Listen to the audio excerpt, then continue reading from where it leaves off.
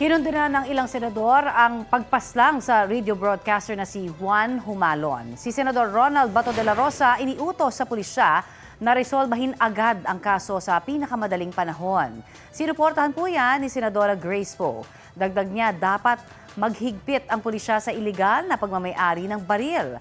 Para naman kay Senador Bong Revilla, karahasan laban sa demokrasya ang anumang karahasan sa mga mamamahayag. Dapat daw managot ang mga salarin at sa pagpatay kay Humalon.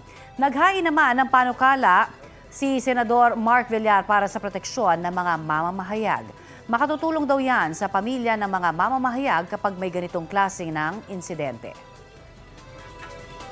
Balita ko, may tututukan kayo tuwing 10:30 a.m. sa GTV.